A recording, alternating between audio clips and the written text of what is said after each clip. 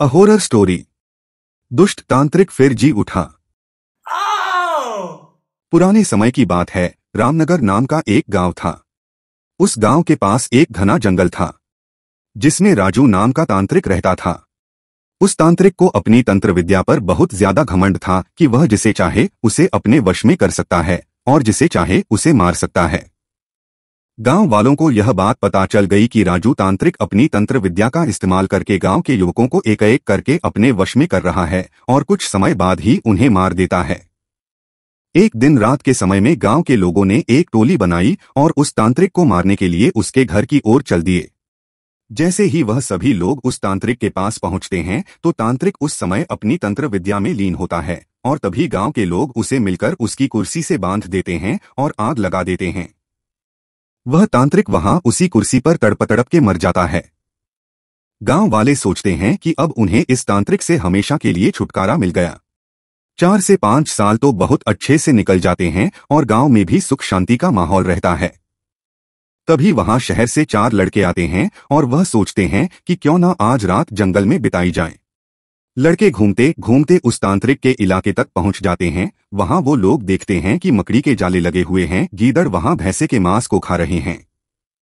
उनमें से एक लड़के का पैर उस कुर्सी से टकराता है और वह देखता है कि यह कुर्सी में कुछ अजीब है। बिना कुछ सोचे समझे वह लड़का उस कुर्सी पर बैठ जाता है और उस लड़के में उस तांत्रिक की आत्मा आ जाती है। आत्मा के आते ही लड़का जोर जोर से चिल्लाता है, अब होगा मेरा इंतकाम पूरा, अब मैं इस पूरे गांव को जलाकर नष्ट कर दूंगा। बाकी के 3 लड़के इस दृश्य को देखते हैं और वापस गांव की ओर भागते हैं और गांव के सरपंच को यह सारी बात बताते हैं। सरपंच गुस्से में आकर उन लड़कों की डंडे से पिटाई कर देता है और बोलता है कि तुम्हें किसने बोला उस जंगल में जाने को और उस कुर्सी पर जाकर बैठने को। लड़के माफी मांगते हैं और अपने दोस्त को बचाने की तरकीब पूछते हैं। सरपंच बताता है कि अगर वह लड़का उस कुर्सी पर से उठ जाए और उस कुर्सी में तुम लोग किसी तरह से आग लगा दो तो शायद तुम्हारा दोस्त उस तांत्रिक की आत्मा के चंगुल से बाहर आ जाए। इतनी ही देर में वह लड़का तांत्रिक की कुर्सी के साथ उड़ता हुआ गांव में आ जाता है। तीनों लड़के तभी एक योजना बनाते हैं और उस व्यक्ति को ढूंढते हैं जिसने पहले तांत्रिक की कुर्सी में आग लगाई थी। तीनों लड़के उस आदमी से गुजारिश करते हैं कि वह कुछ समय के लिए तांत्रिक के सामने आ जाएं। वह आदमी मान जाता है और तांत्रिक के सामने आकर खड़ा हो जाता है।